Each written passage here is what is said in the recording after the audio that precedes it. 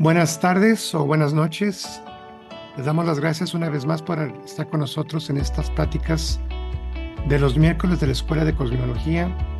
El día de hoy está el profesor Miguel Antonio Aranda.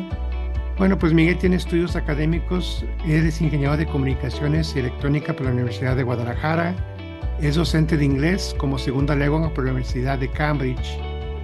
Ha tomado varios cursos avanzados con la maestra Pompeyo Quintero y Francisco Javier Rosas, y tiene participaciones en las conferencias de Júpiter-Saturno con Liz Green y Stefan Arroyo. Tiene participaciones como ponente y tallerista en más de 30 simposios nacionales e internacionales en diversas ciudades y ARRAMs de la red GFU desde el año 1979 a la fecha. Tiene varias colaboraciones con revistas de la red GFU y es miembro fundador del Colegio Internacional de Profesores de Cosmología, consultor y asesor en temas de cosmología desde el año de 1985 a la fecha. También Miguel, pues es un miembro distinguido del colegio, y el día de hoy nos va a hablar sobre las deidades caprinas en la mitología. Le damos gracias a Miguel por estar con nosotros, y les recordamos que también estará aquí en Durango en el Simposio Internacional de Cosmología hablando de tránsitos y interpretación avanzada de la carta natal. Pues muchas gracias, Miguel, adelante. Muy buenas tardes, nos vamos a dar inicio a esta plática.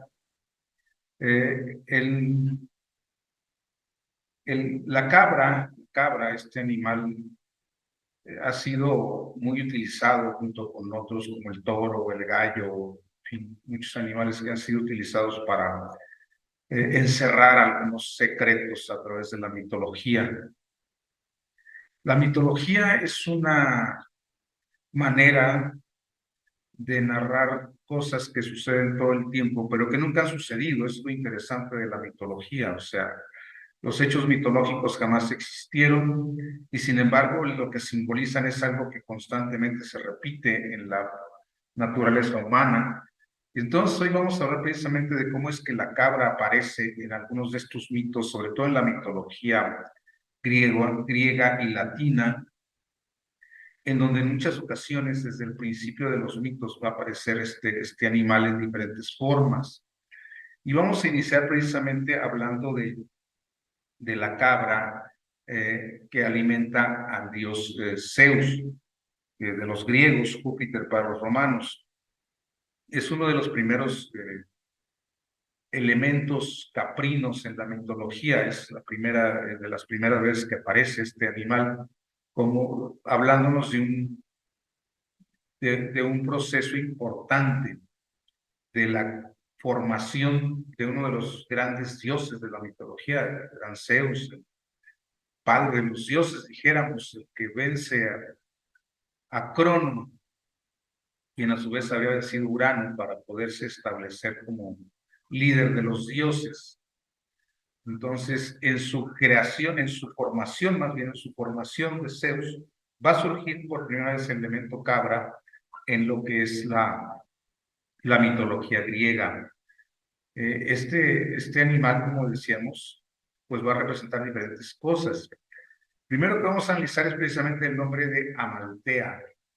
Amaltea muchas veces se ha confundido con la cabra. Amaltea era el nombre de una antigua ninfa de la mitología.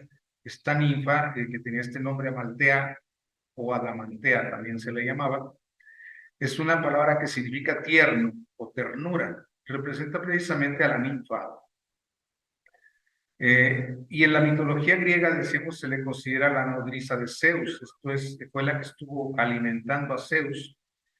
Pero en ocasiones se representa como la cabra que alimentó al dios Zeus cuando era muy pequeño. Sin embargo, a Maltea siempre va a aparecer junto con su cabra, y en ocasiones se asimila la cabra con ella misma. La cabra se llama Aix, pero en realidad el nombre corresponde a la ninfa que alimentaba a Zeus con la leche de la cabra. En fin, así es donde empezamos empiezan a aparecer en los mitos este elemento caprino, y es precisamente pues algo muy interesante ver cómo la cabra se va a relacionar con el signo de Capricornio, pero Sin embargo, desde el principio está muy relacionada con Zeus, regente precisamente del signo de Sagitario. Entonces, esto establece una relación muy profunda entre ambos personajes, el personaje Zeus, el personaje Crono, el personaje Saturno, a través de su signo de Capricornio, y cómo es que precisamente estos van a jugar juntos a lo largo de toda la mitología, no solo en la lucha que tienen por el poder, en donde Zeus vence después de 10 años, sino desde el principio cuando Zeus es criado y aparece por ahí ya el elemento caprino, y en este caso a través de esta cabra, como decimos, a veces se asimila a su dueña, la ninfa Maltea. Aquí tenemos esta estatua donde aparece precisamente la ninfa Maltea con su cabra. Otras veces se le considera una náyade, ¿sí? Hija de Emonio, y crió con leche de una cabra en el monte Ida a Zeus, ¿sí? Ella es la que cría a Zeus. En esta imagen vemos precisamente a esta ninfa deteniendo a Zeus en sus piernas, en sus brazos, mientras Zeus está tomando leche de la cabra que es detenida por un pastor ahí para que no vaya a lastimar al dios Zeus. También, como decíamos, se le llama Adamantea, es uno de los nombres, y al final de cuentas terminan significando lo mismo, tierno, ternura. Entonces, este personaje, como decimos, se encarga de la crianza de Zeus. ¿Por qué?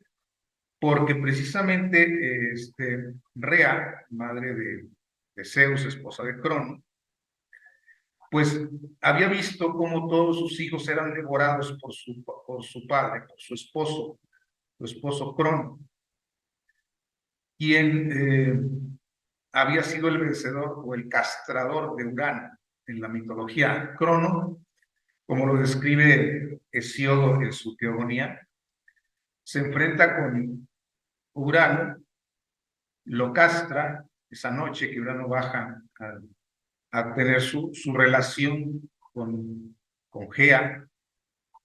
Entonces Crono se interpone, castra a Urano y se casa con Rea. Entonces Crono se convierte en el dios principal en ese momento de la creación, en ese momento en que empiezan a surgir los dioses primitivos, dioses primarios. Fueron segunda generación después de Gea y Urano. Y tiene hijos Cronos con Rea, pero todos los hijos exigen que sean llevados envueltos en pañales, como vemos en esta imagen, para él devorarlos. Algunas imágenes que hicieron ante el medievo de Crono devorando a sus hijos lo muestran como si lo estuviera destrozando, como si lo estuviera comiendo en partes. No, la mitología nos dice que Crono lo que hace es tragárselos enteros. Y los solicita así, envueltos en pañales, se los traga enteros. Y en ese momento que nace Zeus, pues Rea, su madre, decide engañar a Crono. Al engañar a Crono le entrega una piedra envuelta en pañales. Crono se la traga, como lo hacía con todos los demás hijos, y de esa manera salva a Zeus de ser tragado por su padre. Los hijos de Crono al final de cuentas siguen creciendo dentro del abdomen de su padre, siguen desarrollándose y eventualmente jugarán un papel importante en la mitología. Pero no nos interesa eso, nos interesa que Zeus fue salvado por Rea, por su madre, y fue entregado a la náyade, a esta Amaltea, para que lo cuidara. Entonces lo que hace es preservar a Zeus de la voracidad de su marido Crono, lo esconde en el monte Ida, y ahí es alimentado con la leche de la cabra o de la ninfa que tenía la cabra y miel de abeja. Entonces, ese es como nos narra el mito y cómo es que Zeus llega a la isla de Creta, en el monte Ida, para ser alimentado por una nodriza y escondido de su padre, que busca, una vez se entera del engaño, busca a su hijo, pero no lo puede encontrar ni en el cielo, ni en la tierra, ni en el mar. ¿Por qué? Porque Amaltea se había encargado de colgar a Zeus en una cuna, en un árbol, y así no podía ser encontrado ni en tierra, ni en el cielo, ni en el mar. Y nuevamente vemos otra imagen de la cabra alimentando, Zeus alimentándose de la obra de la cabra, y Amaltea pues deteniendo ahí la pata de la cabra también. Entonces, como decíamos, Amaltea pues era esta ninfa que es dueña de la cabra que alimentaba a Zeus debido a que este mito, a esta historia que nosotros contamos respecto al nacimiento de Zeus y el engaño de su madre. ¿Por qué pasaba esto? Porque Cronos sabía perfectamente, era una profecía que le había hecho la propia madre de Crono, Gea, le había dicho que así como él había destronado a su padre, él sería destronado por un hijo. Por eso es que Cronos se devoraba a los hijos, para de alguna manera tener control sobre ellos y que no pudieran sublevarse. ¿Por qué tener control? Porque se los tragaba y por lo tanto los mantenía dentro de sí, aunque siguieran creciendo, pero Rea estaba cansada de no ver crecer un hijo, entonces por eso le esconde a Zeus. Y eventualmente, como Zeus va desarrollándose, pues se enfrentará a, a Crono para destronarlo en una lucha que dura 10 años en la mitología. Todos estos símbolos son importantes en cuanto al trabajo psicológico y lo que representan es muy importante. Ya lo iremos viendo un poquito respecto a la parte del mito que nos corresponde analizar en esta ocasión. Y así es como Crono llega, digo, como Zeus llega a la isla de Creta, al monte Ida, es ocultado por Amaltea, amamantado por la cabra, y no encontrado por Crono, debido a todo esto que acabamos de narrar. ¿Sí? Entonces, posteriormente, esta lucha que tiene Zeus contra Crono, su padre, y los titanes, ¿sí? Y antes de ir a combatir a los titanes, antes de empezar esta guerra, en donde se alía Zeus con Poseidón y con Hades, sus dos hermanos, que habían sido ya expulsados en un vomitivo que Rea le da a Crono para que expulse a todos sus hijos, se alía especialmente con ellos. Hay más hijos, pero se alía especialmente con Hades y con Poseidón. Y antes de entrar en esta pelea, esta titanomaquia, como es llamado por la mitología, en donde Zeus se enfrenta a los titanes junto con sus hermanos. Entonces Zeus toma la piel de la cabra para vestirse con ella, que era invulnerable. Esta piel después se llamaría égida, quiere decir piel de cabra en el antiguo griego. De esta manera él lo usa como armadura. Ya este tema de la armadura basada en pieles de animales la veremos más adelante también con Hércules, Heracles, vistiéndose con la piel de león de Nemea. Y en fin, es un elemento no tan extraño en la mitología, utilizar pieles de animales que resultan ser invulnerables. Entonces, la cabra, como vemos, es un animal, no aparece como un dios, aparece simplemente como un elemento del mito, una cabra que muere, ¿verdad? Y que posteriormente Zeus toma su piel para utilizarla como armadura en esta lucha contra los titanes, una lucha que marcará mucho el mito. El mito juega mucho, estos mitos de las cabras juegan mucho precisamente con la titanomaquia, con la lucha de Júpiter en contra de su padre Crono, y aliado Júpiter con Poseidón y Hades, mientras que obviamente Crono se aliaba con sus hermanos los titanes. Por eso es que se llama la lucha de los titanes. Y no solo la cabra maltea o la piel de la cabra maltea aparece en el mito, sino otro personaje que veremos un poquito más adelante y que resulta fundamental en el desarrollo de todas estas leyendas relacionadas con la cabra y específicamente con el signo de Capricornio, el cual estamos cruzando en este momento, en esta parte del año. Entonces, todos estos cabras van a jugar, pues, parte en este mito de la titanomaquia de Zeus contra sus enemigos titanes o contra su padre y sus compañeros titanes. Como parte del mito se narra que un día, algunas veces se menciona que la cabra se rompió el cuerno, otras que fue Zeus el mismo que le rompe el cuerno, y nos dice que la ninfa, otras versiones dicen que el propio Zeus llena el cuerno con hierbas y frutas. En este mito se habla de que Zeus, que Amaltea se lo lleva a Zeus para que lo alimente, en otros nos dice que Zeus, apenado por el hecho, lo llena de frutas y hierbas para llevárselo a su nodriza Amaltea, un poco como congraciarse con ella, por haberle roto el cuerno a la cabra. Hay las dos versiones del mito, aquí me quedo con esta, en que fue Amaltea la que le llena el cuerno, y a partir de ahí es donde surge este famoso mito de la cornucopia, ese cuerno de la abundancia, ya que el cuerno tenía el poder de proporcionar abundancia, comida y bebida. Entonces, esta es una parte interesante del mito y cómo los cuernos también juegan un papel muy importante. Los cuernos originalmente hablaban de conexiones con lo superior, precisamente esas protuberancias en el cráneo de los animales simbolizaban precisamente una conexión que podía tener el ser humano con lo superior a través precisamente de estas protuberancias, estos cuernos.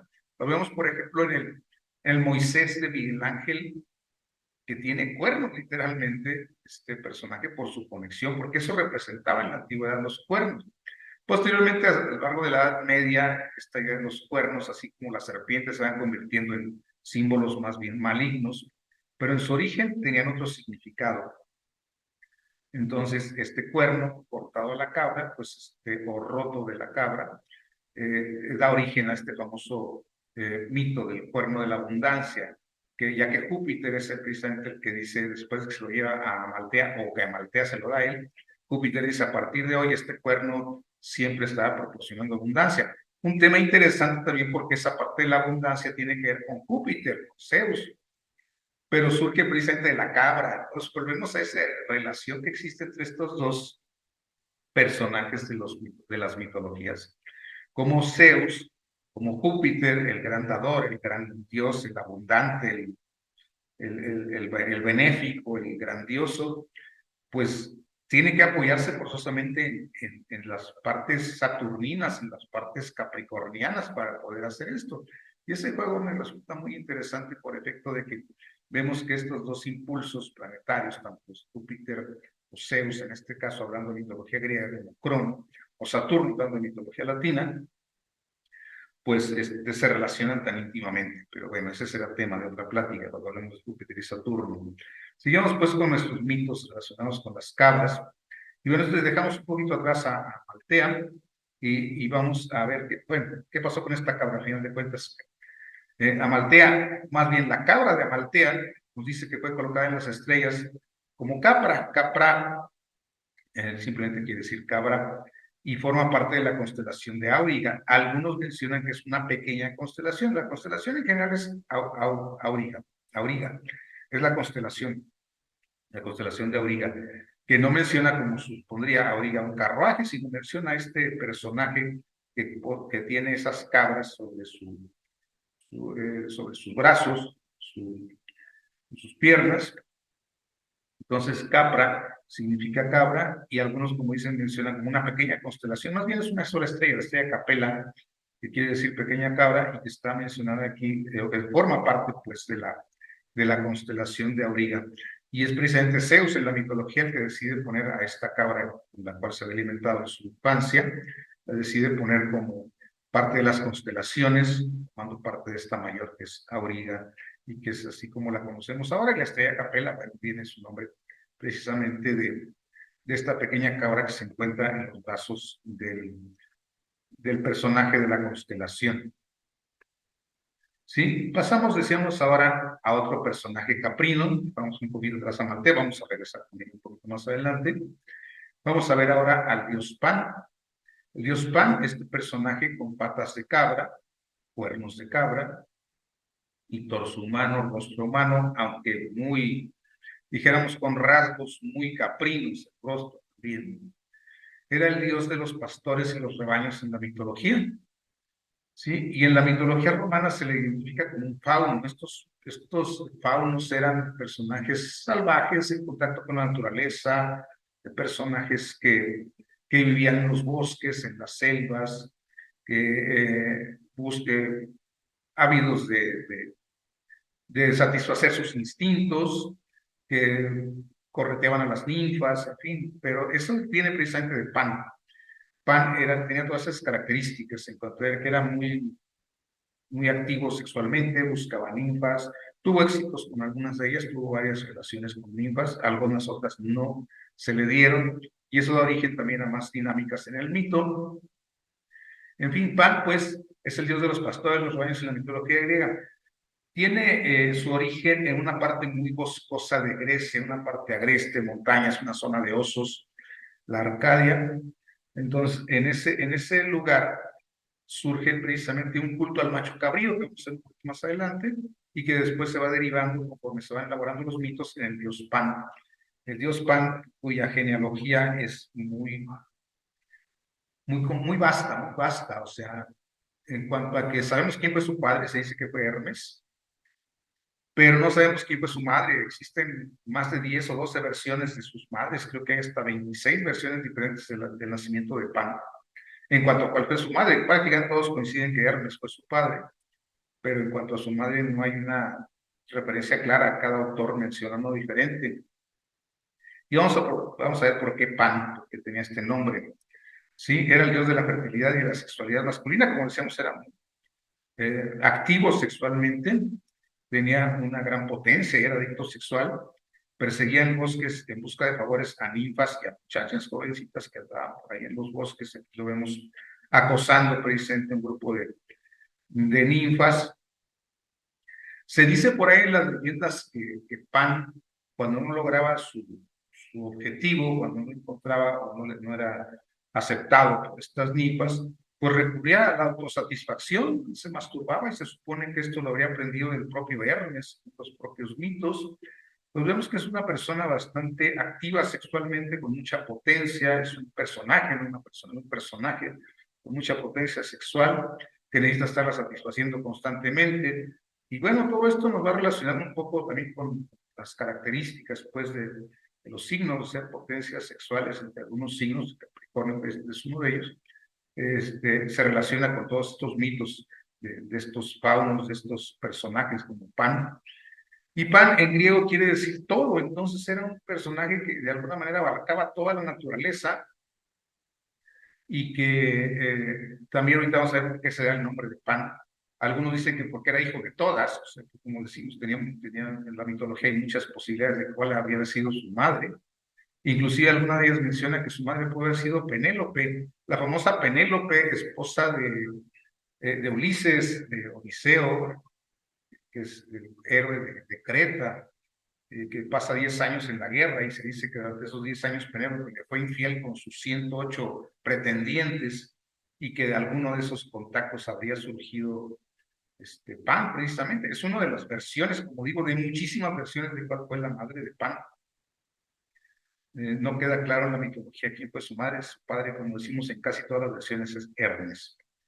Entonces, viene un poquito del tipo de Pan.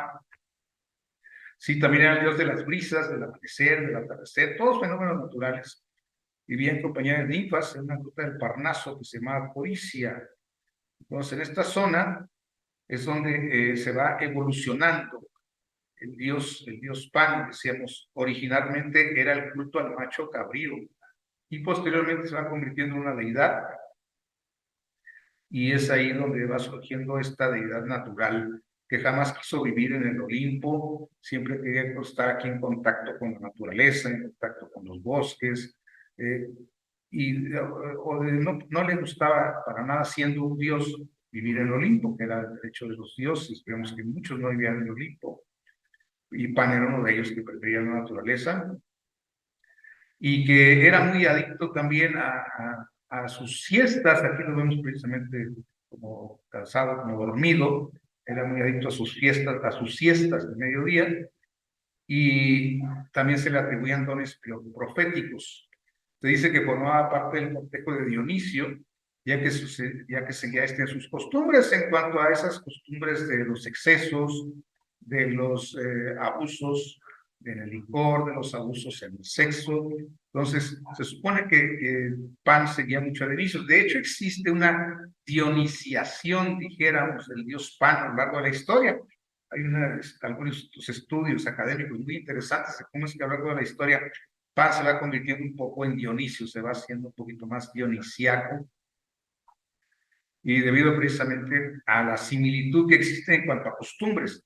Son dos dioses distintos y sin embargo eventualmente Pan se va convirtiendo un poco a las costumbres de Dionisio y por eso se dice que era parte de su cortejo.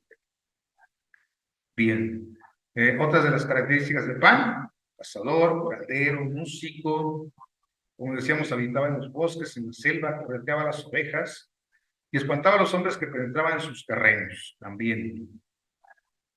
Como decíamos, era característico de Pan el aullido, el grito, va a formar parte del mito, sus gritos que generaban pánico, de ahí viene la palabra pánico. Pánico es una palabra que originalmente tiene por raíz el miedo que generan los truenos en los rebaños de ovejas o de cabras.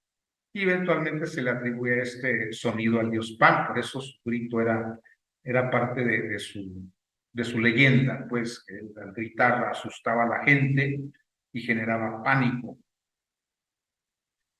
Bien, también portaba entre sus características el cayado, ese bastón de pastor, y tocaba este instrumento que conocemos ahora como flauta de pan, pero que su nombre es precisamente siringa.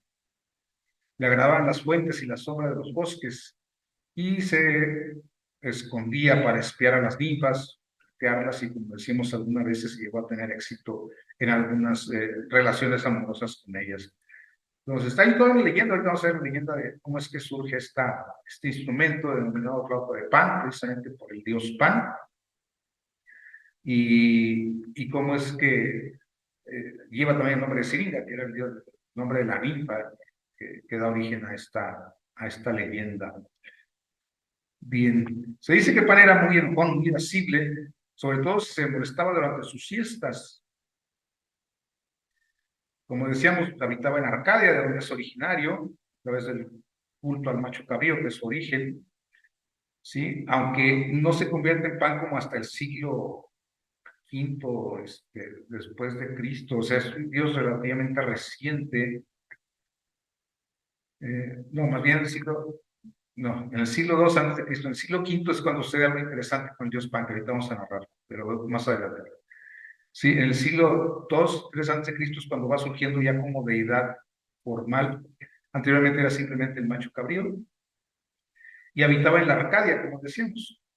Y en la Arcadia había la costumbre de que si una persona estaba tomando la siesta a mediodía no se le debía incomodar, porque entonces se interrumpía el sueño del dios Pan, y como decimos era muy delicado eso de despertar a Pan a mediodía, porque tenía el carácter muy inestable, muy agresivo. Entonces hay que tener cuidado con el genio que tenía el dios Pan, y sobre todo durante sus siestas. Eventualmente esto lo enlaza un poquito con aquella tradición católica del demonio del mediodía, que parece haber surgido precisamente por el mal humor que provocaba los mediodías con el sol fuerte en los monjes en los conventos. Entonces ahí es donde surge la idea del famoso demonio del mediodía, y que de alguna manera está relacionada con el dios Pan, sus siestas del mediodía y su humor agresivo e irascible si era despertado de estas siestas.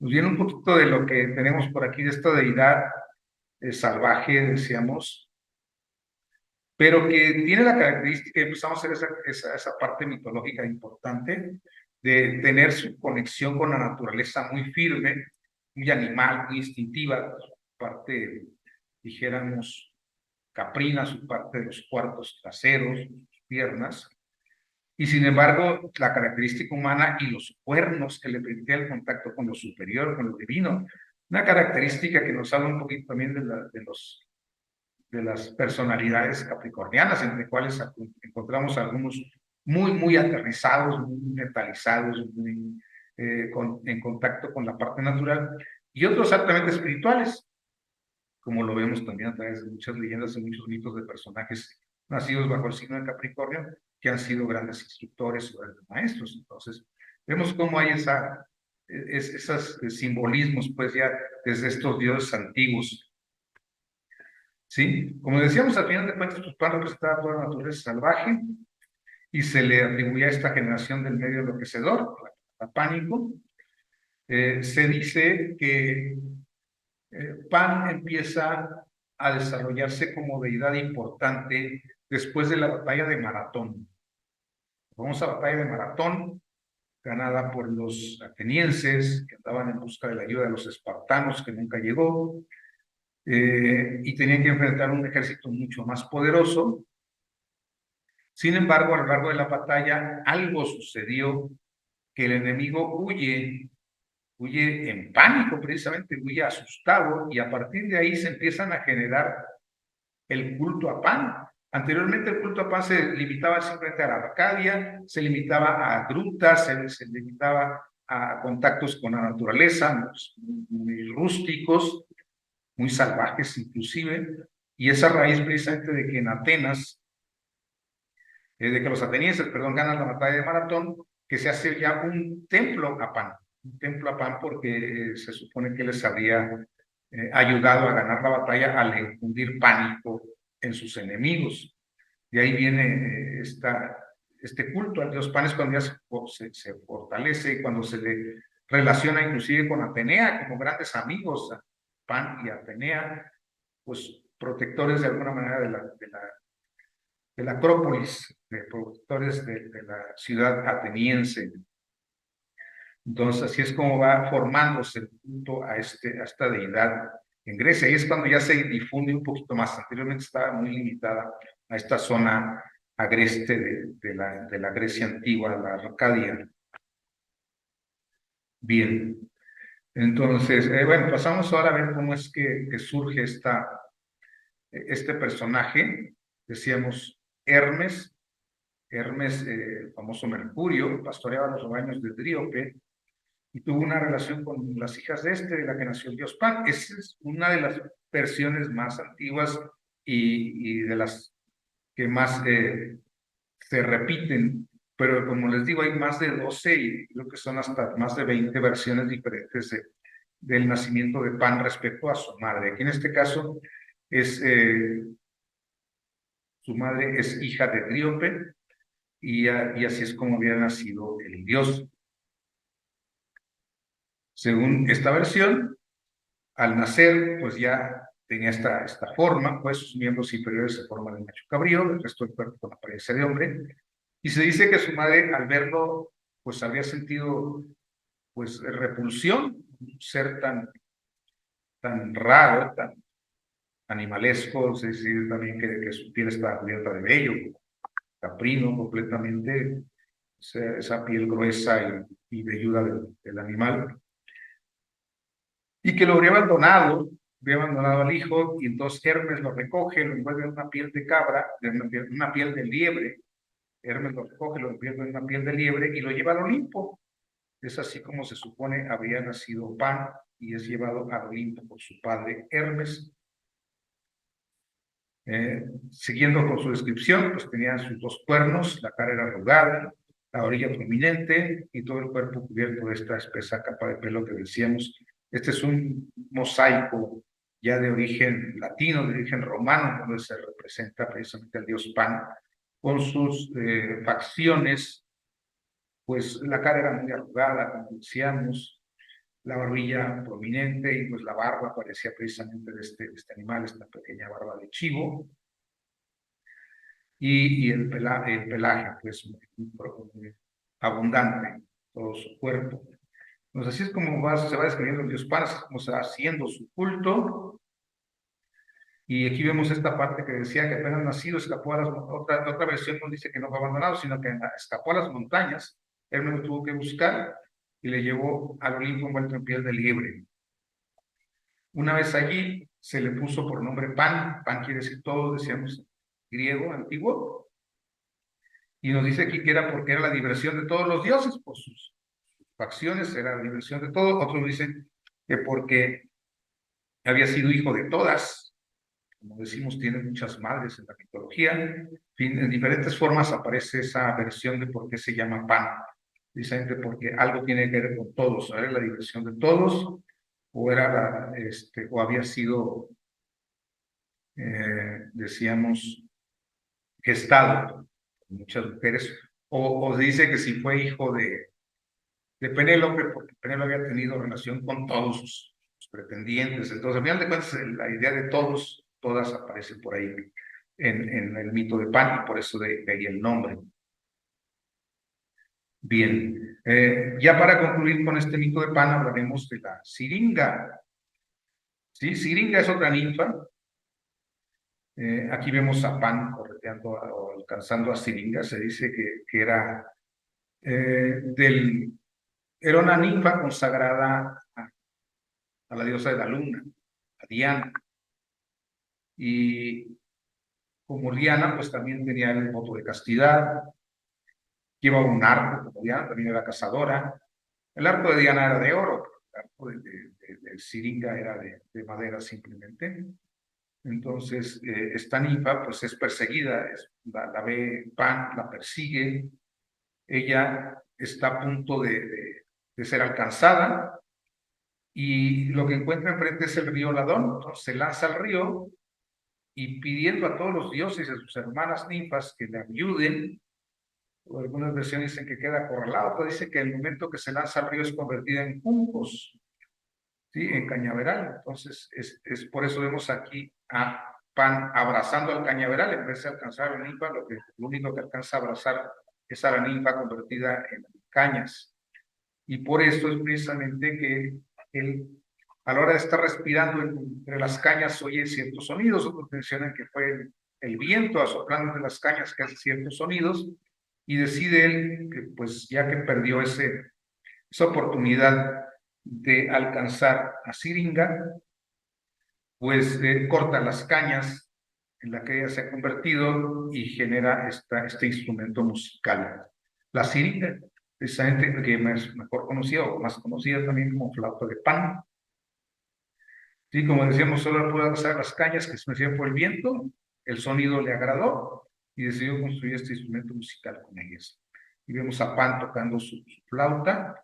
Llegó a ser tan hábil que inclusive hizo retó a Apolo a ver quién era el ejecutor más hábil, el ejecutor más que hacía la mejor música con su instrumento, él con su flauta y Apolo con su lira.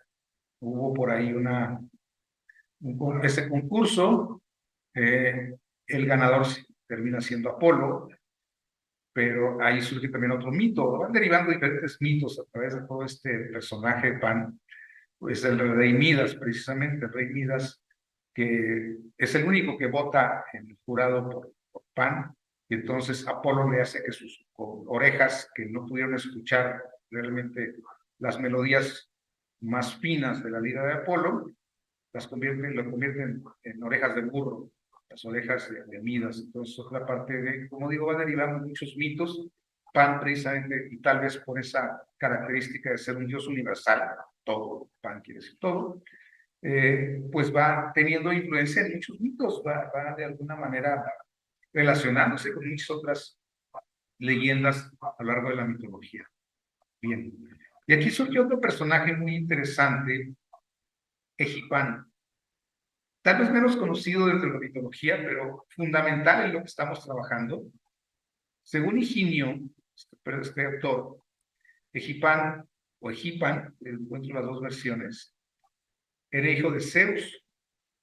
Algunas fuentes dicen que era nieto de Zeus, dicen que era hijo de su hijo Apolo, y Aeja, también llamada Aix o Betis. Aix es la cabra, Aix es la cabra que alimenta a Júpiter. Y de hecho en esta escultura, si ustedes se fijan, está la cabra, del lado izquierdo se encuentra un bebé, es Júpiter siendo amamantado por la cabra, y del lado derecho, que solo se le alcanza a ver el bracito, está tomando algo de una especie de copa que tiene en la mano, un cuenco que tiene en la mano, y se alcanza a distinguir un poco ahí en los cuernos de cabra.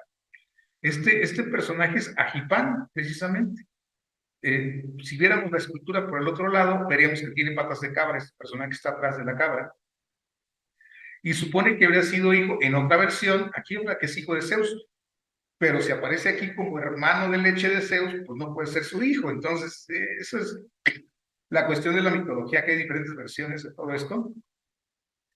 Y aquí aparece como hermano de leche de Zeus, o sea, los dos están siendo amamantados por la cabra, que es otra versión del mito, en donde habría sido hijo, obviamente no habría sido su padre Zeus, ni Apolo, puesto que no habría nacido Apolo,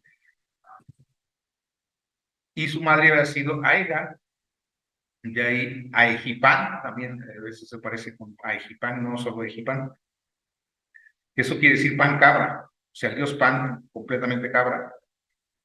Y la cabra también llamada Aix, que es el nombre que tenía precisamente la cabra de Amaltea.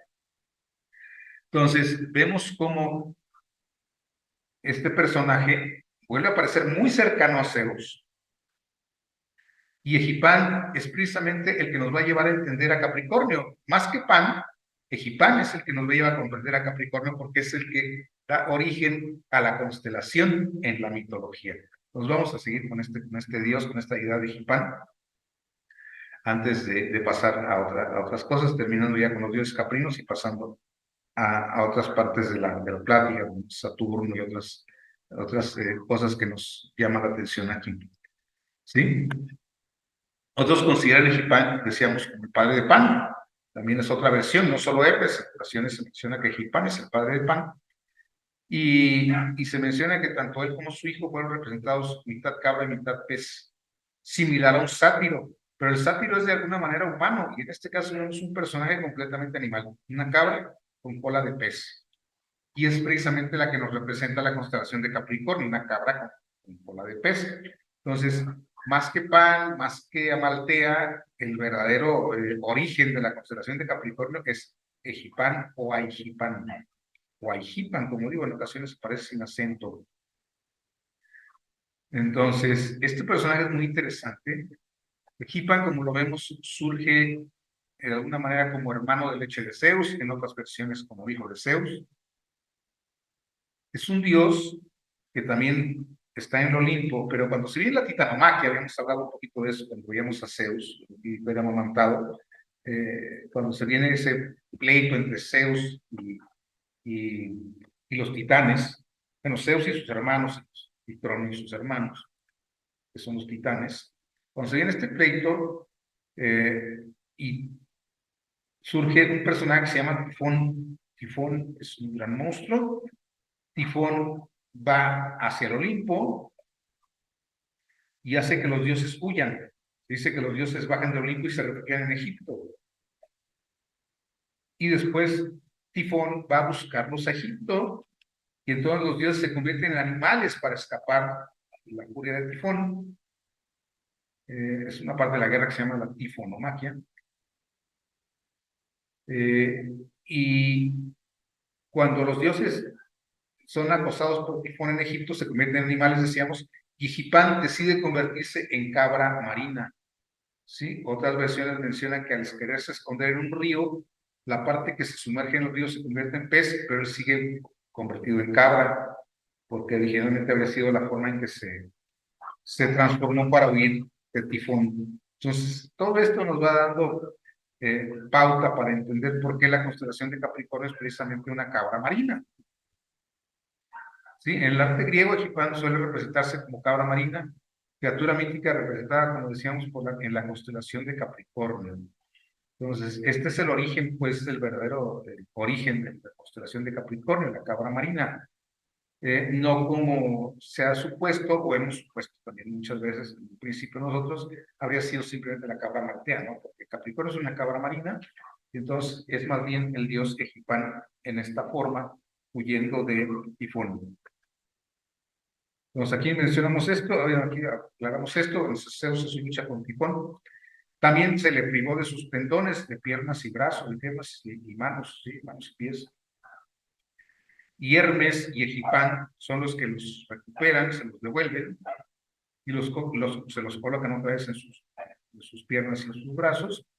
Después de haberlos robados de esta cueva de Coricio, donde eran custodiados por otro monstruo de nombre Délfico, algunas versiones mencionan que el nombre era Delfina. En fin, este personaje que custodiaba los tendones de Zeus es burlado por Hermes y Egipán, y entonces, pues de esa manera Egipán todavía se ha convertido en un dios importante y eventualmente termina siendo parte de las constelaciones, y es el origen precisamente de la constelación de Capricornio.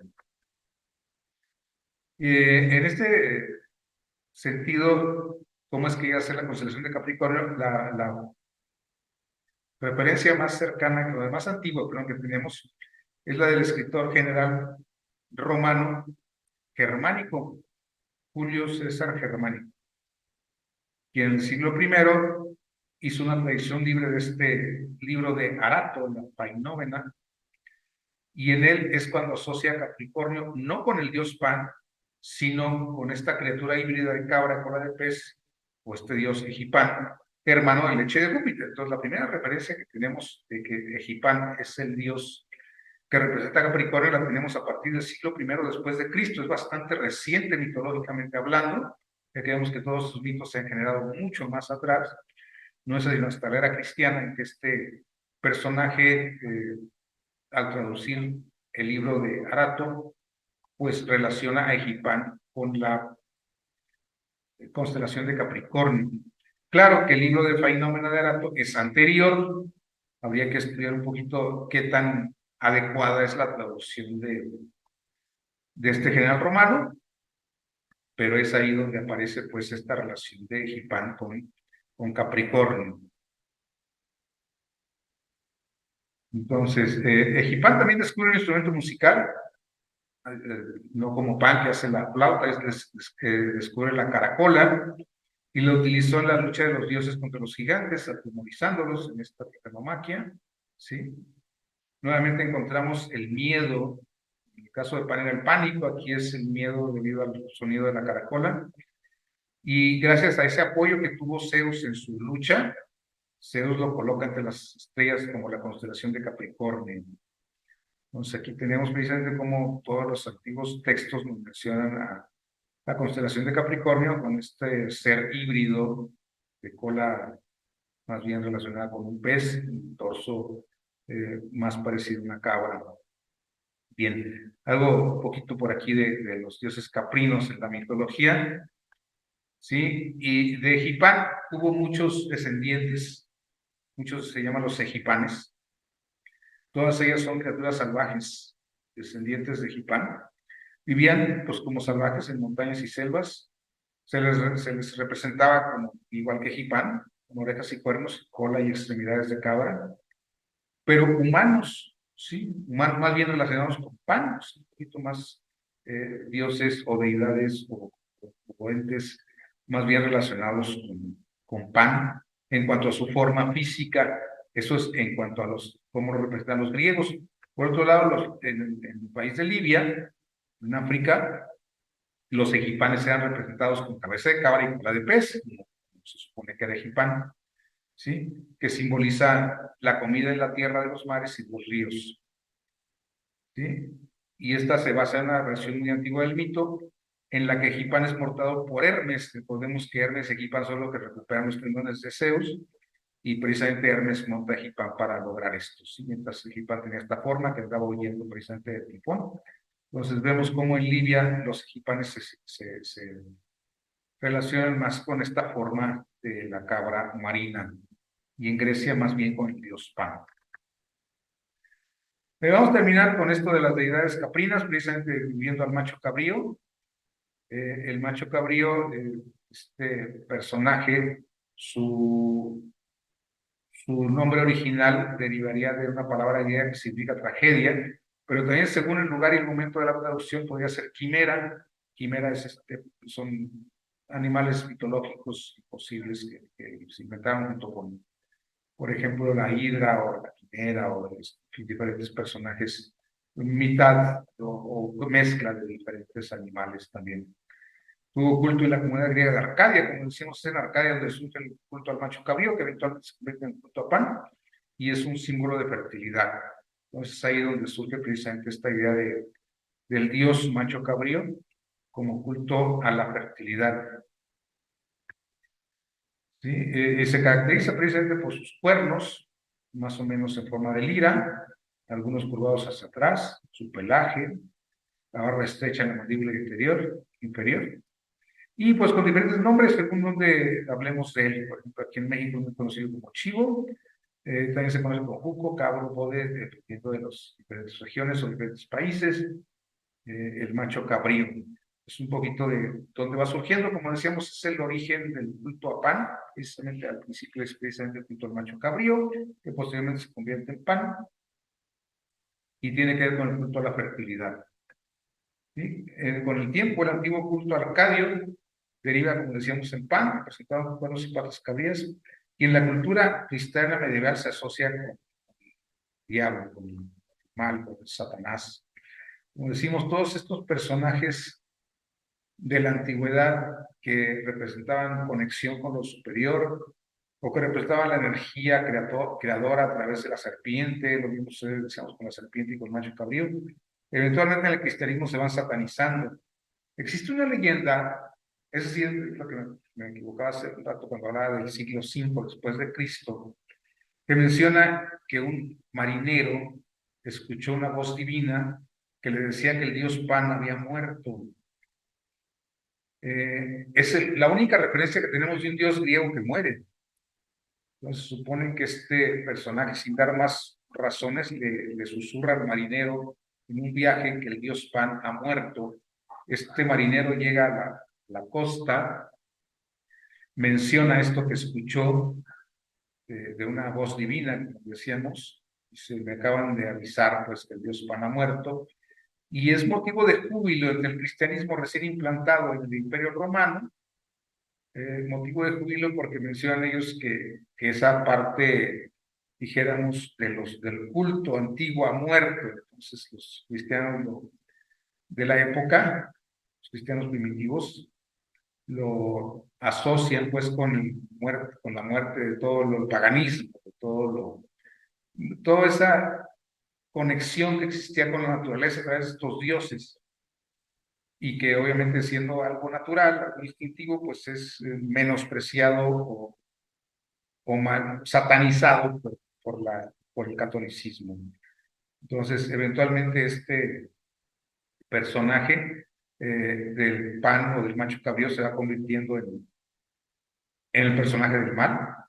Se supone que esta imagen, como la tenemos aquí, vendría más bien del siglo XIX, de hecho es muy reciente, y según parece fue precisamente el libro de Eliphas Levi, el ritual de la alta magia, el que hace esta imagen de un Satán cabrío, un Satán caprino, o sea, una cabra, y ya después se relaciona con el hecho de que las 5 puntas están representadas por los 2 cuernos, las 2 orejas, y la barba del chivo formando un pentagrama, o sea, 5 puntas apuntando hacia abajo, a diferencia del hombre de Vitruvio, de Da Vinci, que es un pentagrama apuntando hacia arriba, el hombre, sus brazos extendidos, sus piernas abiertas. Entonces viene un poquito de simbolismo de cómo va cambiando los símbolos con los años, con los siglos, y cómo esta imagen que nos parece ya tan representativa de lo maligno, pues es bastante reciente en realidad, apenas un par de siglos que se asoció directamente a la cabra con Satanás, aunque ya desde el medievo ya se hablaba un poquito de esto. De hecho, la imagen de Pan es muy del diablo en la etapa del medievo, pero ya el rostro de cabra ya es más reciente. Bien. Entonces, también esto pues se fue asimilando a los ritos satánicos o los aquelarres, palabra que proviene del euskera aker, que es precisamente el macho cabrío, y de ahí surge aquelarre, y entonces vemos a los aquelarres aquí presididos por el macho cabrío.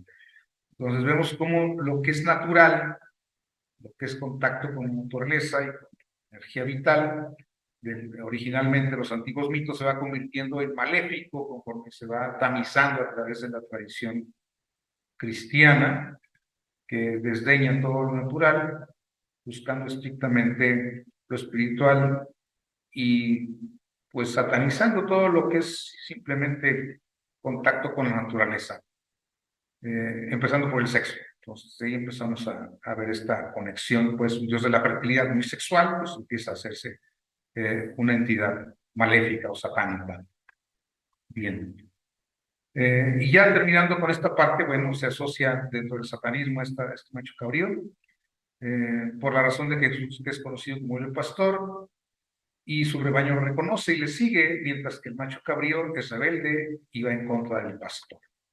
Entonces, un poquito la interpretación católica de el por qué el macho cabrío representa al que se niega a seguir al pastor, se niega a seguir al guía, y por lo tanto, pues por asociación se convierte en símbolo de lo maléfico o lo satánico inclusive. En fin, avances culturales o características culturales, no necesariamente avances, pero así es como se va desarrollando esta asociación del macho cabrío con el mal. Terminamos con el símbolo de Capricornio.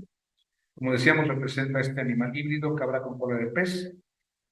En la cola del pez, en esta interpretación, nos habla de que simboliza las aguas nutritivas donde nace el ser para elevarse al grado más alto de espiritualidad. Esa cabra que busca altura, que busca la conexión con lo sagrado a través de sus cuernos, pero que tiene su surgimiento en las aguas. Y esto lo relaciona un poquito también con la dualidad, esa dualidad que conocemos en Egipto, ¿no? De Cáncer como la puerta de los hombres y Capricornio como la puerta de los dioses. Pues vemos cómo Capricornio pues, no niega su origen acuático, no niega su origen desde las aguas, pero sí busca su ascensión hacia lo superior. Es muy interesante esta interpretación del mito de Capricornio, y cómo es que va siendo originado por los diferentes mitos de la antigüedad y cómo llegamos a esto. Bien. También, ¿recuerdan el cuerno que le es cortado a la cabra por Zeus?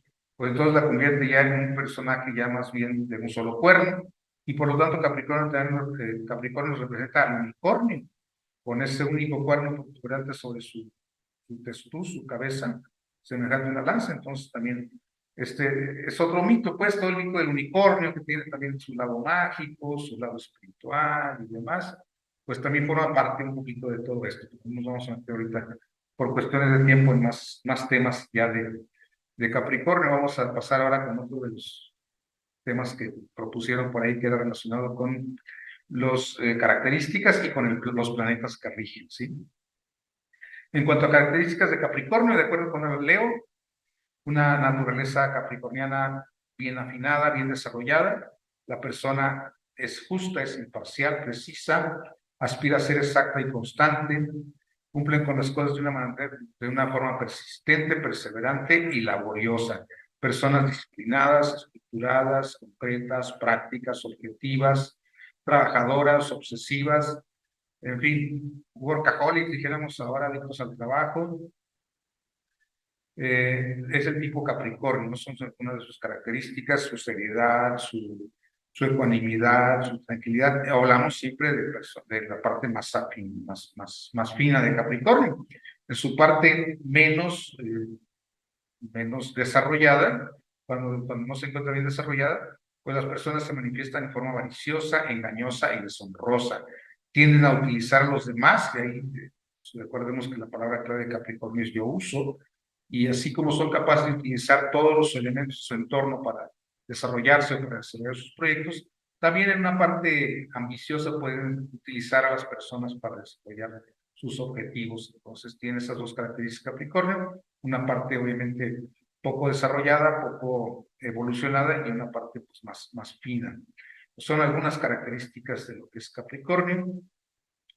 Y vamos a pasar ahora, ya para concluir, con Capricornio, que también existe en la astrología china, el signo de la cabra. Algunas veces se menciona como carnero también. No soy experto en la astrología china, pero sí sé que existe este signo. Es el octavo de los signos en la astrología china, el horóscopo chino, y haciendo que el número 8 simboliza paz y prosperidad, pues se caracteriza como una persona melancólica, tímida y sentimental por naturaleza, también como una persona generosa, bondadosa hacia los demás. Vemos cómo pues hay ciertas relaciones, aunque sean superficiales, pero ciertas relaciones entre la naturaleza capricorniana y la naturaleza caprina de la astrología china, ¿sí? Es amante de la buena vida, de la paz, el sosiego. Tiende a ser pesimista y no sabe manejar bien sus emociones. Eso se parece algo a Capricornio. Y tampoco su dinero, que son precisamente los retos que tiene por enfrente. El horóscopo chino, en el zodiaco chino, los nacidos en estos años que tenemos aquí corresponderían al signo de la cabra. Así es que si se encuentran por ahí, pues ya saben si a ustedes les toca ser cabra en el zodiaco chino. El anterior fue 2015, el próximo será 2027. Ahora también hay que ver qué elemento, porque cada año tiene un elemento diferente, y eso ya nos afinaría más en el horóscopo chino, ver cuáles son nuestras características. Bien, vamos a concluir pues con los planetas que tienen relación con Capricornio, ¿sí? Y el primero, bueno, más conocido, Saturno, precisamente, que es conocido en la antigua astrología como el maléfico mayor, el más maligno de todos los signos astrológicos, dice Saturno. Y estas frases no son mías, están tomadas del libro de Liz Green, Saturno, una nueva visión de un viejo diablo. ¿sí? Se le reconoce mucho por su aspecto de la bestia, puesto que es un cuento, es un mito con el que Liz Glynn asocia mucho a Saturno, con el cuento de Bella y la Bestia. Entonces se le reconoce mucho su parte bestia, pero su parte príncipe azul nunca se le reconoce. Saturno tiene esas dos características. También puede ser un gran maestro, puede ser un gran guía, pero siempre se le reconoce la parte oscura. Aquí lo vemos precisamente devorando a sus hijos en esta versión, no muy apegada al mito, pero bueno, aquí lo vemos devorando a sus hijos. Y, y interesantísimo ese cuento de Bella y la Bestia, se lo recomiendo mucho. No en su versión Disney, que esa está muy decafeinada, pero sí en su versión original, en donde Bestia no tiene rasgos, es inasible, no tiene forma, es amorfa. Entonces, eso la hace terrorífica, precisamente. El mito original es fabuloso, porque es una presencia, no es una persona. Y eso la hace muy atemorizante a la bestia. Bien, una recomendación. Algunas representaciones en diferentes mitos de lo que es Saturno. Vemos aquí a la maldad del maceísmo, Arimán, Nahash, la serpiente de la Biblia, Satán, también Loki, el malo de la mitología nórdica, Tezcatlipoca negro de los antiguos aztecas, Mara, este personaje también de la mitología hindú, ¿sí? Pan, bueno, ya veíamos un poquito a Pan también, puede estar relacionado con Saturno. Jano, de la mitología griega, este dios de dos rostros que hacia el pasado y el futuro.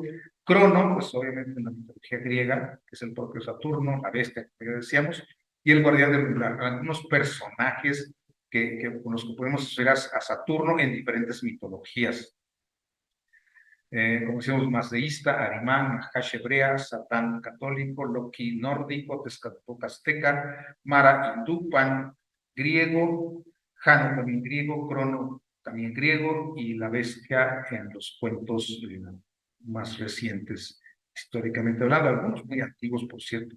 Voy a platicar, una persona me decía que algunos de estos cuentos pueden rastrear hasta 5.000 años atrás, entonces son cuentos derivados de mitos muy antiguos. Y el guardián del umbral, que es su parte más fina de esta influencia saturnina. Bien, concluimos pues con un poquito hablando de estos planetas, específicamente de Saturno.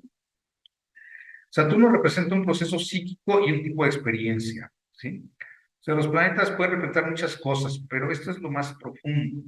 No es únicamente el dolor, la restricción y la disciplina, sino un proceso, no es nada más una influencia o un impulso, es todo un proceso psicológico, porque representa no solo el dolor, sino lo que nos hace asimilar o crecer a través del dolor, o de la restricción, o de la disciplina. Sí, como decíamos, es símbolo de un proceso psíquico natural en todos los humanos. Gracias a nosotros como humanos podemos aprovechar las experiencias dolorosas de restricción o disciplina para obtener una mayor conciencia y plenitud como personas. Entonces, no solo nos muestra la cara oscura, también nos muestra la otra parte de Saturno en donde nos va dando la lección, ese para qué, no por qué, sino para qué tengo yo que pasar por estas experiencias difíciles. Bien, dentro de la psique humana existe ese impulso hacia hacernos más plenos, totales, hacia la plenitud, hacia la completud, dijéramos. Ese estado de totalidad se simboliza mediante el llamado arquetipo del yo mismo, o sea, ese conectar con todo lo que podemos llegar a ser, quién soy yo en el fondo, y yo al final de cuentas como individuo, cada uno de nosotros como individuos estamos conformados no solo por las experiencias agradables, sino sobre todo por las experiencias desagradables que hemos logrado asimilar, a las cuales les hemos dado sentido.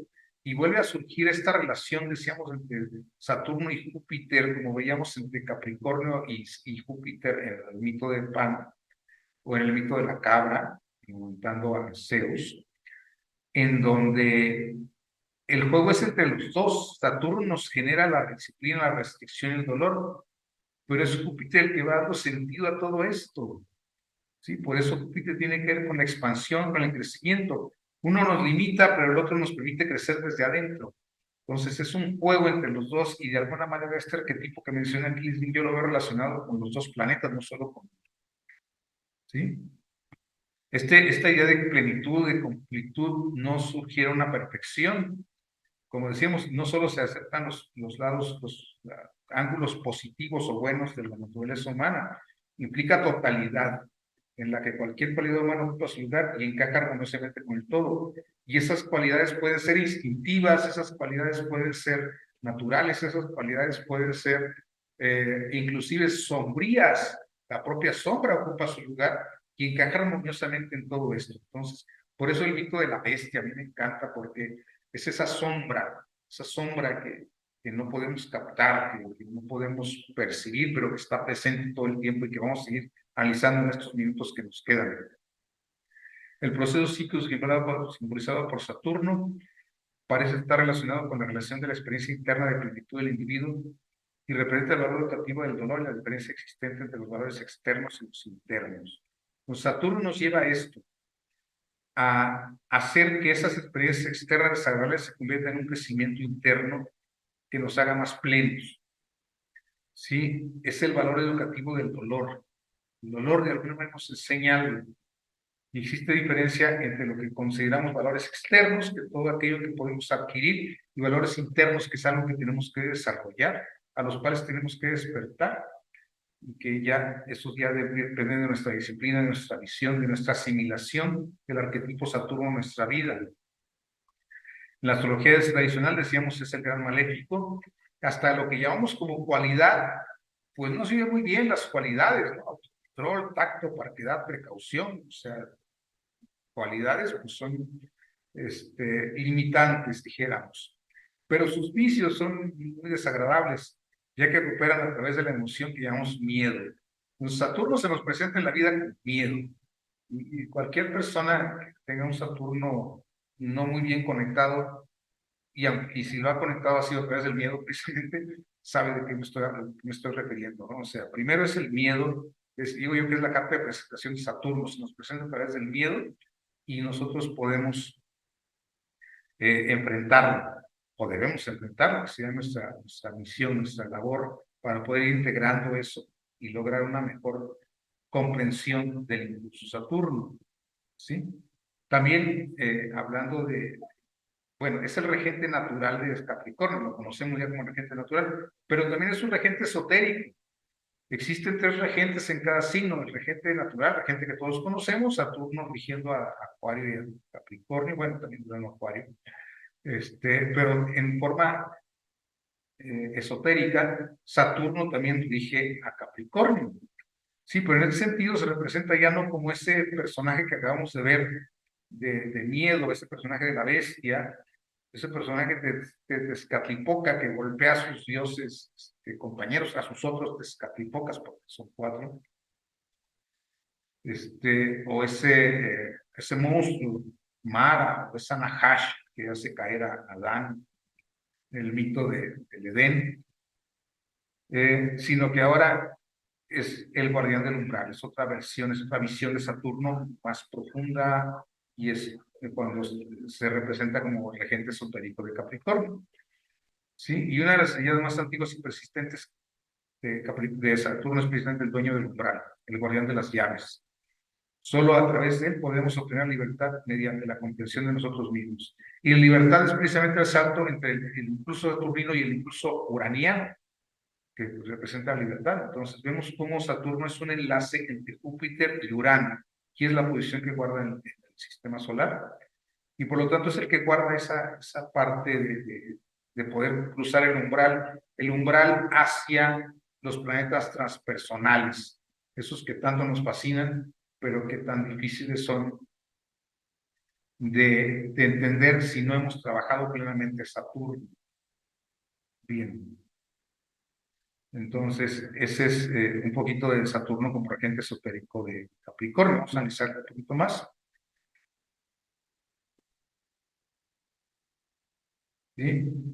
Y Saturno, como decíamos, se nos va a presentar a través de experiencias frustrantes.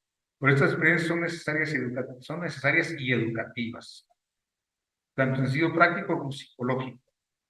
Y hablemos en terminología esotérica o psicológica, el hecho básico es el mismo. O sea, requerimos esa parte limitante, frustrante, angustiante, dolorosa de Saturno para poder educarnos, para poder desarrollarnos, para poder entrar en contacto con lo que realmente somos. ¿Sí? Solo podemos ganar nuestro libre albedrío a través de nuestro autodescubrimiento. Y el autodescubrimiento no se produce hasta que las cosas se ponen difíciles y ya no hay otra salida que conectar con nuestro verdadero potencial. O sea, nosotros podemos llevar, dijéramos, la vida tranquila y en paz, y nunca vamos a poder entender a fondo a Saturno hasta que las cosas se ponen feas, se ponen difíciles. Entonces es cuando Saturno se convierte en el maestro y nos permite descubrir nuestra libertad, nuestro libre albedrío, nuestras posibilidades de cambio, pero de cambio interior. Cuando entendemos que las circunstancias nunca las vamos a cambiar, que lo único que podemos cambiar es nuestro enfoque, nuestra visión, nuestra propia aceptación de las circunstancias, y que ahí es donde radica nuestra verdadera libertad. Entonces, y esto solo se logra con Saturno, que está guardando el umbral entre los planetas cercanos al Sol, empezando con Júpiter, y los planetas más allá de Saturno, empezando con Urano. ¿Sí? Entonces, una gran parte de lo que sucede en nuestro interior permanece en el terreno de lo desconocido, y no solo son las emociones, o sea, la mayor parte de nuestra psique es inconsciente, y ese inconsciente nos forma un mundo, nos forma unas experiencias. Es algo que no podemos entender todavía, pero así es como funciona la psique, y los psicólogos lo han descubierto, lo han entendido, y vemos cómo esto se repite una y otra vez en cada vida humana. Sí, nosotros creamos nuestro mundo constantemente según los pensamientos que generamos, y producimos una realidad que no es más que expresión externa de nuestros propios pensamientos. Nosotros hacemos nuestra realidad, y esa realidad puede ser una comedia, puede ser un drama, puede ser una tragedia, pero es algo que nosotros mismos estamos generando. La misma experiencia en una persona que sabe tomarlo con profundidad, con sabiduría, con calma, pues puede ser una experiencia trágica para otra persona. Entonces, todo eso depende, ahí es donde radica nuestra verdadera libertad, no en controlar, sino en aceptar. Pero al final de cuentas, nuestros propios pensamientos están produciendo esta realidad, y no es más que una expresión externa de lo que nosotros generamos. Así, las experiencias con las que nos vamos topando en nuestra vida, las atraemos nosotros de forma misteriosa por el poder creativo de nuestra propia psique. ¿No lo podemos entender? No, pero así funciona. Y como decimos, esto lo vemos a través de diferentes tipos de terapias, diferentes tipos de enfoques psicoanalíticos. Siempre va a resultar de esta manera.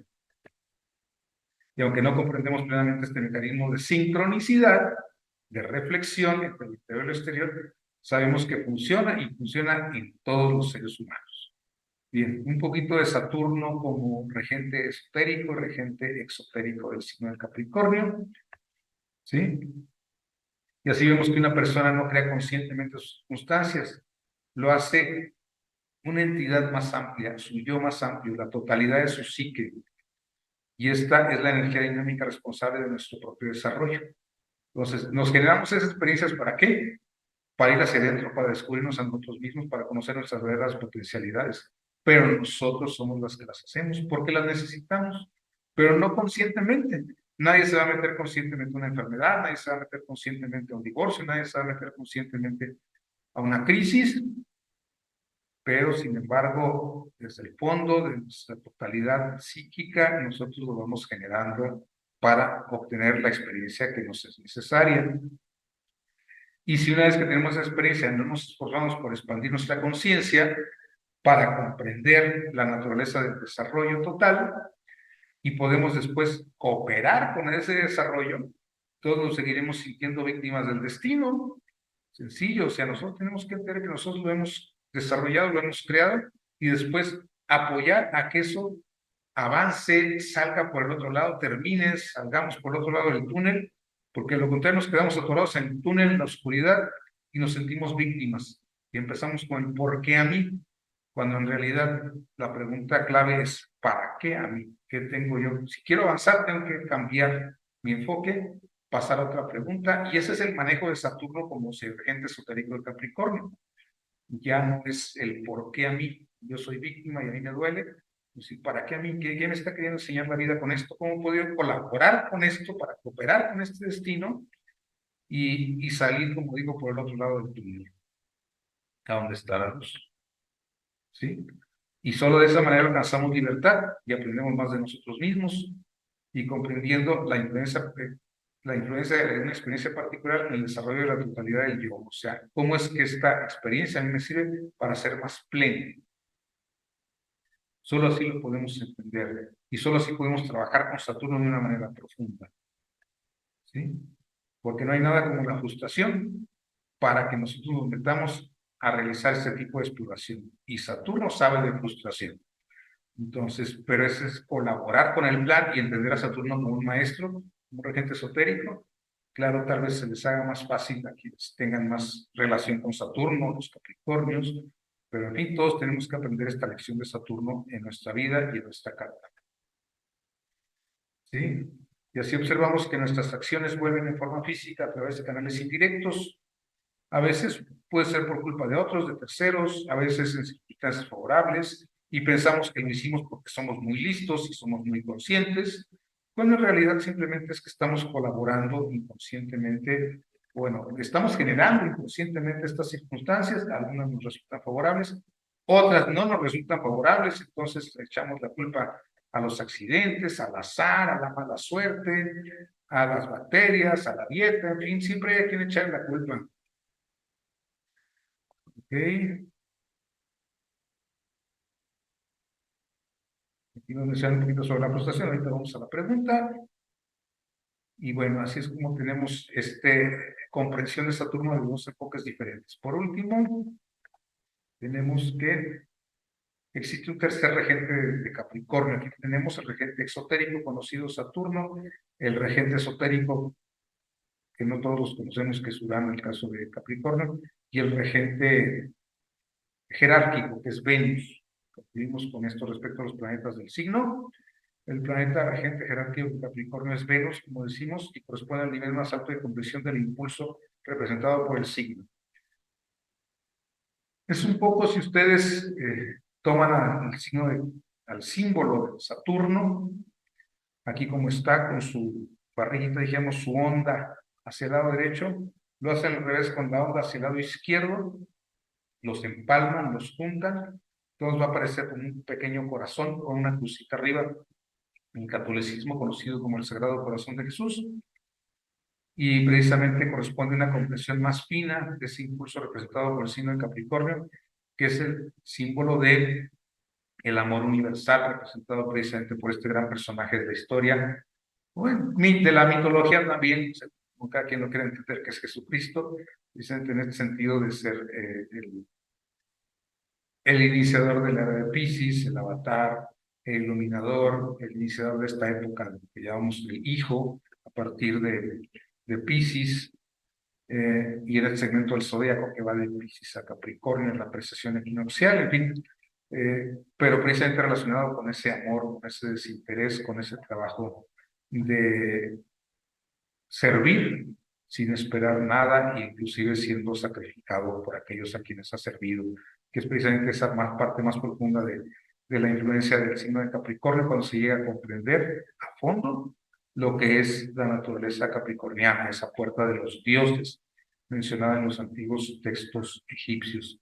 Bien, con esto terminamos un poquito el tema de los planetas y les agradecemos también su participación en nombre personal y en nombre del Colegio Internacional de Profesores de Cosmología. Bienvenidos a este nuevo año, que sea de éxitos, que sea de disciplina, que sea de trabajo, y pues los seguimos esperando aquí los miércoles, y pues quienes no nos puedan alcanzar, pues siempre quedará por ahí grabado en la red para que nos puedan visitar cuando ustedes gusten. Muchas gracias, y dejamos abierto el derecho de palabra.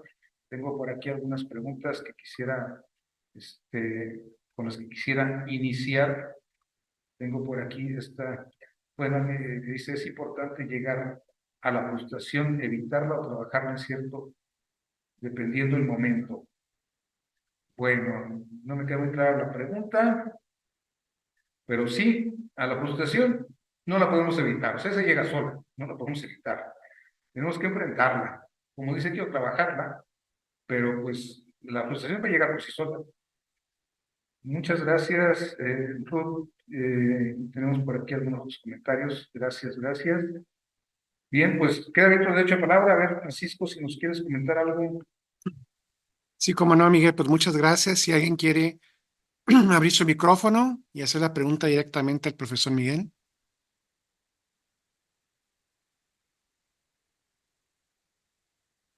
Hola, buenas tardes. Buenas tardes. Un saludo, muchas gracias por la plática. Quería compartir con ustedes, relacionado a la plática, hice este trabajo, que es el Dios Pan, una obra Gracias. en un cañaveral. Me gusta la pintura, el arte, y, y me pareció adecuado mostrarlo. Muy adecuado, muchas gracias. Muchas gracias. Edna, Lorena, no sé si tú quieras tomar la palabra. Hola, buenas tardes. Es referente a lo que puso que, por ejemplo, Júpiter está Capricornio y luego está Júpiter y luego está Venus. Ahí como, y luego está Urano y luego está Piscis, está Júpiter, está Luna y está, déjeme, es que le tomé foto a la gráfica. Y Sí. está Urano. Ahí lo que no es lo que no entiendo, cómo lo puedo relacionar yo, por ejemplo, en una carta astral de ese diagrama que usted puso, no sé Vamos, cómo. voy a dar mi interpretación de esto. O sea, igual hay muchas otras, todas imagino que muy válidas. Mi interpretación es la siguiente. Bueno, lo primero que tenemos es la parte exterior del gráfico, de esta diapositiva que comentas. Sí. Tenemos los regentes que conocemos, o sea, Saturno rigiendo están en negro, Saturno rigiendo a Capricornio, Urano rigiendo a Acuario, Ujú. y Júpiter y Neptuno rigiendo a Piscis. De hecho, debería estar Saturno y Urano rigiendo a Acuario, porque pues, si van a incluir los dos, pues habría que poner Saturno también rigiendo a Acuario. Bueno, esa es la parte exterior. Ujú. Ese es un primer nivel de comprensión de la naturaleza de los signos. Esto es, ¿a qué voy con esto? Tanto el trabajo de conexión con los planetas como el trabajo de conexión con los signos tiene niveles. Les digo yo, por ejemplo, la conexión con los planetas, tenemos un nivel biológico de conexión con los planetas. La vida. Estamos vivos gracias a la influencia solar. Nuestro corazón late gracias a la influencia solar. Pero es una conexión biológica. El hecho de que el corazón esté latiendo, el corazón se relaciona con el sol, es que estamos vivos. Entonces, esa es conexión con el sol a nivel biológico. Eso la tenemos todos porque estamos aquí todavía en este plano. Pero una conexión de identidad, de ser alguien, es ya una conexión más psíquica con el sol. Y ahí sí ya lo podemos estudiar un poquito más en la carta, por ejemplo. A nivel biológico podemos ver en la astrología médica si el sol está afectado, que puede haber un problema cardíaco. A nivel psíquico, si vemos al sol, por ejemplo, en casa 7, vemos personas que les cuesta trabajo ser ellos mismos, que buscan ser ellos mismos a través de otros. Por eso está el sol en casa 7. Entonces ellos quieren la pareja para lograr desarrollarse ellos. O sea, no conectan con su propia naturaleza solar, sino que quieren vivirla a través de otros. Entonces, eso ya es una conexión psíquica. Una persona que tiene sol en casa 1, obviamente, conecta muy bien con su sol, es ella, y podemos hacerse de forma orgullosa o vanidosa, o en fin, todas esas partes. Pero es una conexión muy básica. Una persona que logra conectar con el sol en un nivel de esencia profundo, de ser, si esta es mi verdadera esencia, pues un contacto todavía más fino con el sol. Y así cada planeta tiene sus niveles de conexión. Lo mismo sucede con los signos. En los signos, si nosotros conectamos con la parte básica del signo, por ejemplo, ahorita que estamos con Capricornio, conectamos con Saturno, pero conectamos con Saturno de manera muy básica, o con Capricornio, perdón, de manera muy básica, como decíamos ahí, de ser ambiciosos, de ser prácticos, de ser objetivos, de ser realistas, de ser utilitaristas. O sea, es una conexión muy básica con el signo de Capricornio, pero un Capricornio que se eleva un poquito, puede ser una persona más altruista, más precisa, más puntual, más exacta, y conecta otra vez con una influencia más fina que vuelve a ser Saturno, pero en otra cara. Pero si eventualmente esa persona logra desarrollar toda su conexión más profunda con los Capricornio. Algunos lo llaman nivel aprendiz, nivel buscador y nivel maestro, vamos, en los signos. Entonces, el primer regente, el exotérico, es cuando somos nivel simplemente aprendiz, o sea, estamos aprendiendo el signo. Eventualmente podemos conectar con un nivel más profundo. En el caso de Capricornio, repite Saturno, pero en el caso de Urano, de Acuario, es Júpiter. Y en el caso de Piscis es Plutón.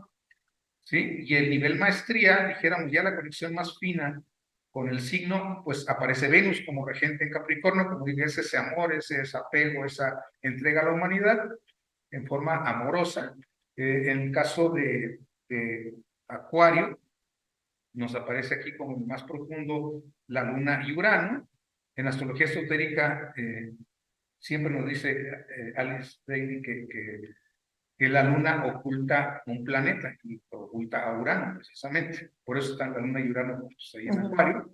Y bueno, en Piscis aparece Plutón como regente tanto de aprendiz como maestro. Los dos conexiones más profundas con la energía del signo. Entonces, conectarnos, todos empezamos como aprendices, todos empezamos conectando con el planeta que nos rige en forma básica, y eventualmente podemos ir a lo largo de nuestro propio desarrollo, de nuestra propia búsqueda, de nuestra propia disciplina y crecimiento, ir conectando con niveles más finos de los signos a través de otros planetas. Muy bien, maestro, muy amable y excelente tema. Lo felicito. Gracias. Bien, pues estamos en tiempo. Le agradecemos al profesor Miguel Antonio Aranda su brillante exposición y como siempre, pues bien preparada y bien documentada. Muchas gracias, Miguel, a nombre del colegio y de los que estamos aquí presentes. Muchas gracias por esta nueva experiencia de Saturno, de las cualidades de Capricornio y todo lo que implica. Nuestro siguiente tema va a estar relacionado con la carta natal del maestre Sergio Honor de la Ferrier. Lo va a dar el profesor Fernando Castañeda. Aquí los esperamos. Miguel, gracias. A todo el mundo les agradecemos su asistencia, su tiempo. Y como dice Miguel, a más tardar mañana ya estará la grabación disponible para que la puedan revisar o ver por primera vez. Miguel, gracias a todos. Muy buenas tardes. Buen provecho. Gracias. Un abrazo para todos y feliz año. Igualmente.